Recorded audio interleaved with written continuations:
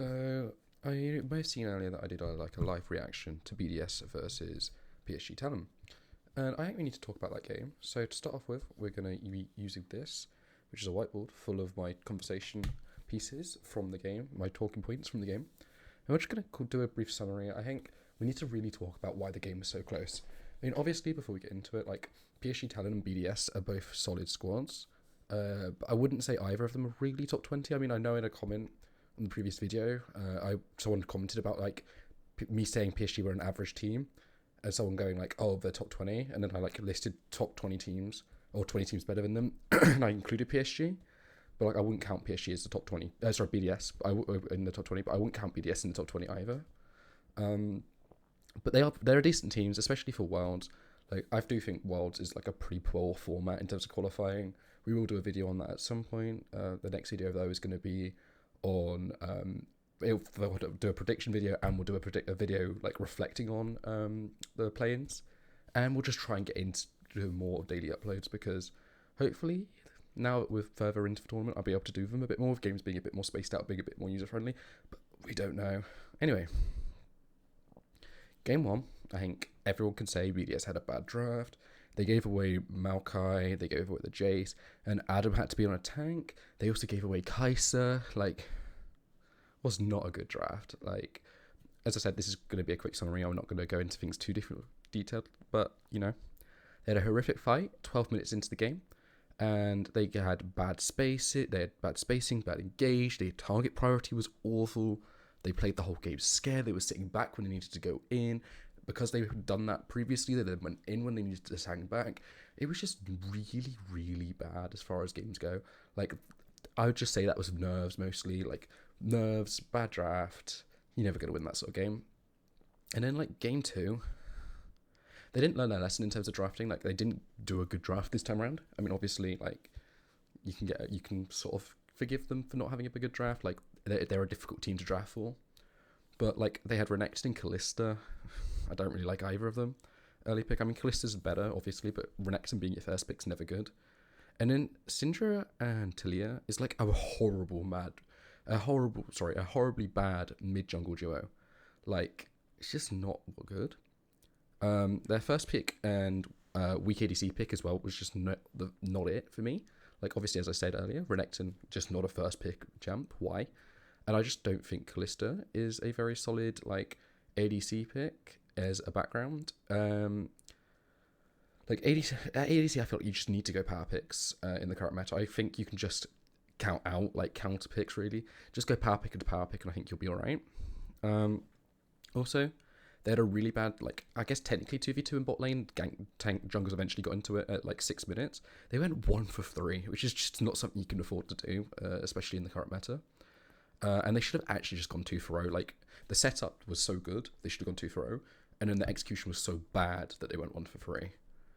They also just had generally bad early ganks. PSG took advantage of this horrific start, and, like, they were just proactive as fuck. Like, they were so proactive, it was mad.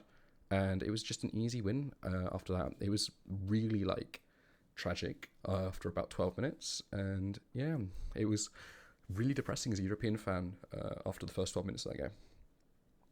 Game 3, I think the draft for BDS was a bit better.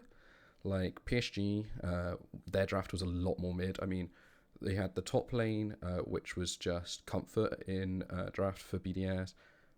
First gank, though, for BDS was just tragic. I mean, the game should have been over after, like, 7 minutes in favour of PSG. But they didn't do what they did game 2. They didn't. They were as proactive, but not in, like, the good sense of proactive. They also had to they started being a bit more reactive. I think they were just, like, looking to get it over the line rather than actually, like, trying to win the game. I think they were just trying to get over a line. I also think that, like, the Baron fight pop-off at, like, it wasn't 25 minutes, but, like, just before 25 minutes, was sort of, like, a demonstration of, like, how BDS mechanically were actually a better team than PSG. Or no, not mechanically. As a team, were better than PSG. Like, mechanically, I think PSG individually were better. But also that Baron fight then led into a Baron pit fight, then led into another fight at Drake pit. Literally, like, 2 seconds later. It wasn't that much. It wasn't that quick, but it was very close. and it was just really comfortable for BDS after that point, or it should have been really comfortable for BDS after that point. The Soul was even BDS favoured. I mean, there's Hex Tech. They popped off right at the right time to get two Drakes stacking, two Hex Tech Drakes stacked, versus the two sort of irrelevant early Drakes that stacked for PSG Talon, which is depressing as someone who prefers early Drake stacking. You also had Adam, who was just absolutely playing on his comfort, and Sheo, he was actually doing things now, and this all opened up space for Labrov to just play. And then in game 4, you had more comfort picks coming out from them. You had a solid start. You had the Adam pop off, which just again opened much more space for the team to work.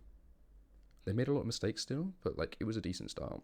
And in game 5, as I sort of said, it was an absolute mess.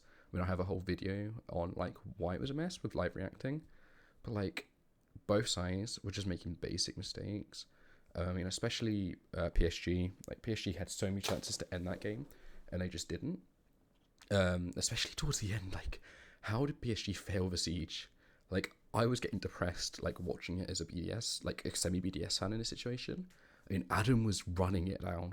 He was awful that game. After playing so well previously, he was awful. Nook playing on a super volatile mid laner, not even doing that well, but being allowed to pop off at the same time. Crowny, again, being in an not an unfavoured matchup, but not a good matchup, not playing the matchup very well as a team. Like the team didn't play around the matchup very well. They didn't play into him like they normally do, and like they should really as a team. Adam did serve himself quite well early on, but then fell off later through the game. Like, it was just not a good game. I mean, Adam almost threw the game just simply by not flashing. But yeah, it was fine in the end. That's sort of my loose, quick summary. Hopefully we'll be able to keep this video under about 10 minutes, so hopefully that's quick enough for everyone. See you in the next video, where I'll be talking on a retrospective of the play-ins.